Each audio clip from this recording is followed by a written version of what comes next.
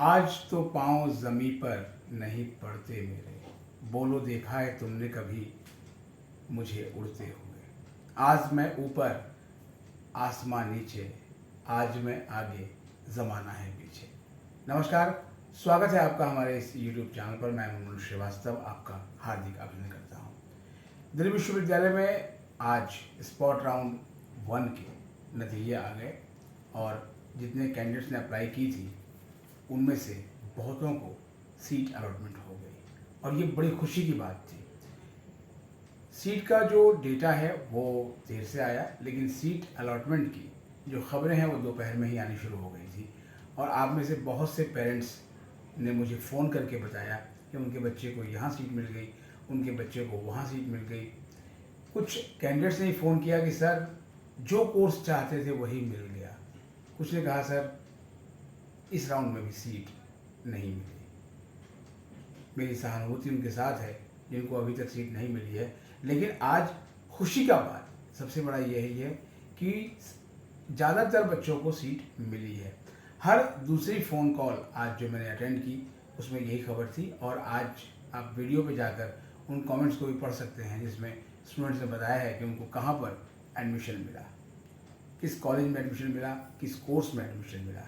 यानी कि ड्यू के इस स्पॉट राउंड में मैक्सिमम कैंडिडेट्स को सीट देने की कोशिश की गई और उनको सीट मिली भी। कुछ कैंडिडेट्स को निराश होना पड़ा है और यकीनन उसका एक कारण ये भी हो सकता है कि जो उनका स्कोर है वो काफ़ी कम है और उसके अनुपात में सीटें इस राउंड के लिए उतनी नहीं थी। लेकिन जब हम डेटा का भी एनालिसिस करेंगे तो उसमें आप उस डेटा को जानकर हैरान हो जाएंगे। उस पर बाद में आएंगे। पहले दो निवेदन आप लोगों से। पहला निवेदन तो ये है कि दिल्ली विश्वविद्यालय की रिपोर्टिंग करने का अर्थ ये नहीं है कि आपके एडमिशन की जिम्मेदारी भी हम उठा सकते हैं, ऐसा बिल्कुल भी नहीं है। एडमिशन पूरी तरीके से मेरिट पर होते हैं और उसके लिए मैंने आपको बताया भी था कि आपका जो स्कोर है वो आपकी प्रेफरेंस और उस कॉलेज में कितनी कट ऑफ निकाली जा रही है, ये सारी चीज़ें उस पर डिपेंड करती हैं, तभी आपका नाम आता है और आपको सीट एलोकेट होती है। तो इसलिए आपसे अनुरोध है कि कृपया इस तरह के व्हाट्सएप मैसेजेस बिल्कुल ना करें, क्योंकि मैं ऐसे किसी मैसेज को एंटरटेन नहीं करता हूँ। आप अप्रिशिएट करते हैं, अच्छा लगता है, आप बातें मानते हैं, ये भी अच्छा लगता है।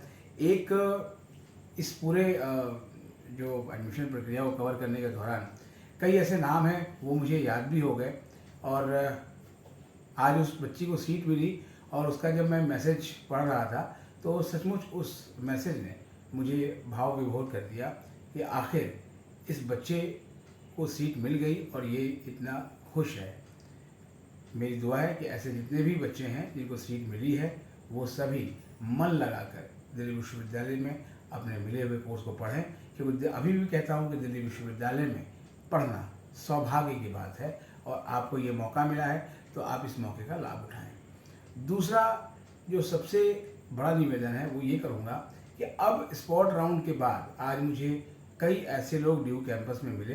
तो दिल्ली विश्वविद्यालय कैंपस में आज बहुत चहल पहल थी।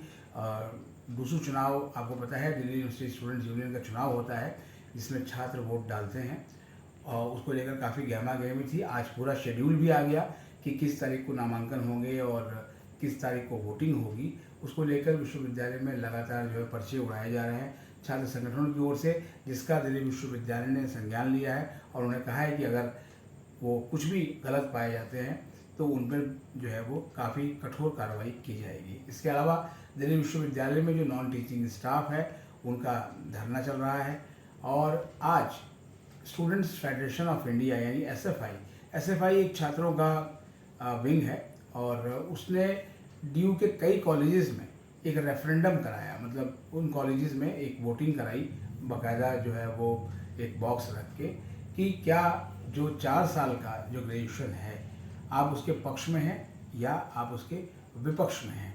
तो उसमें जो वोटिंग हुई उसकी जो गिनती है वो उन्होंने ड्यू के फैकल्टी ऑफ आर्ट्स के गेट के बाहर किया और उसका नतीजा जो है वो क्या रहा, इसके लिए एक अलग से वीडियो है वो आप देखिएगा। लेकिन फिलहाल चूँकि CSS डेटा को लाना आपके लिए ज़्यादा ज़रूरी था, इसलिए इस वीडियो को हमने पहले बाईपास दिया। एक और चीज़ जो 2 निवेदन करने के बाद वो ये है कि जिन स्टूडेंट्स को अभी सीट नहीं मिली है, ये अभी तय नहीं है कि स्पॉट राउंड 2 कब होगा, ये होगा भी या नहीं, क्योंकि जब तक कोई आधिकारिक सूचना हमारे पास नहीं होती है मैं उसके बारे में आपको नहीं बताता हूँ।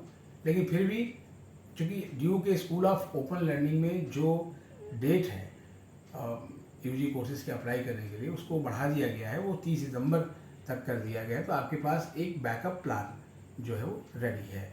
जो गर्ल्स हैं दिल्ली विश्वविद्यालय की, उनके लिए non collegiate women's education board भी एक ऑप्शन है और वो वहाँ भी एडमिशन ले रहे हैं। और सुना है कि सेकेंड राउंड तक वहाँ भी लगभग 6000 से ऊपर एडमिशन्स अब तक हो चुके हैं।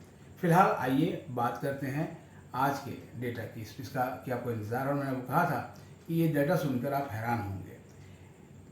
जब आपको बताया था कि कितने लोगों ने इसके लिए अप्लाई किया था, तो 38,547 38,547 कैंडिडेट्स ने अप्लाई किया था। लेकिन जब आज दोपहर से बिल्कुल धड़ाधड़ सीट अलॉटमेंट होने लगी और आपके मैसेज आने लगे, तो हमें भी लगा कि शायद ये सारी सीटें जो पिछली बार बताई गई थी कि 15,000 से ऊपर वैकेंट है, सभी ने उसको काउंट भी किया था, तो बहुत बड़ी संख्या में सीटें अलॉट होंगी। लेकिन जब हम देखते हैं टोटल एलोकेशन, तो वो आंकड़ा काफ़ी पीछे है। जी हाँ, 8,627 ये फिगर है जो कि स्पॉट राउंड 1 में आपको अलॉट की गई है। यानी 8,627 कैंडिडेट्स को ही इसमें सीट मिल पाई है। और हल्का सा टोटल एप्लीकेंट्स के नंबर में भी बदलाव हुआ है। अब ये नंबर में बदलाव सुन के आप हो सकता है चौंक जाएंगे। जी हाँ, टोटल एप्लीकेंट्स की जो डेटा आया है वो है 38,458, यानी 38,458। और इसके पहले जब हमने आपको कल रात को जब वीडियो की थी और बताया था कि वो था 38,547, यानी कि 38,547। लेकिन अब इसमें 89 का डिफरेंस आ रहा है। विश्वविद्यालय के जो अधिकारी हैं उनका यही कहना है कि जिन एप्लीकेशंस को में कुछ दिक्कतें थी उनको शामिल नहीं किया गया, और ये डेटा वो है।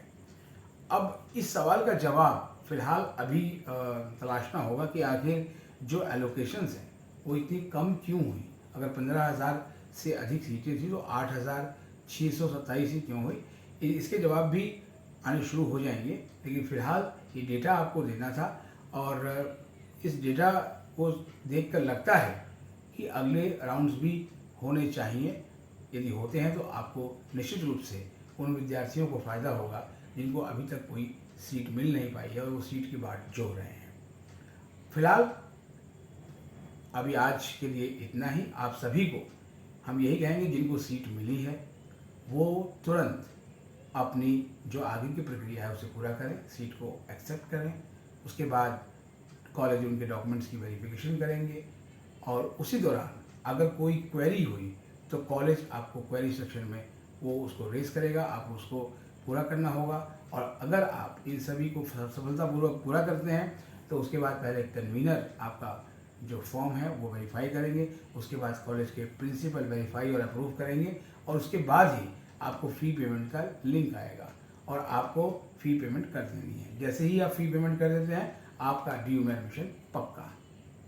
फ़ी पेमेंट करने के साथ ही तो आप इस सारी प्रक्रिया को ध्यान से पूरा करिएगा और with in the stipulated time में आप उसे पूरा कीजिए, जिससे कि आपको आगे परेशानी ना हो। क्योंकि ये प्रवेश के अंतिम चरण हैं और इसमें ज़रा सी भी लापरवाही आपको सिस्टम से बिल्कुल बाहर कर देगी और फिर सिस्टम में एंट्री का आपको कोई भी मौका नहीं मिलेगा। वैसे भी कहा गया है कि स्पॉट राउंड में आपको जो सीट अलॉट कर दी गई है उसे आपको एक्सेप्ट करनी पड़ेगी, आप उसे विड्रॉ भी नहीं कर सकते।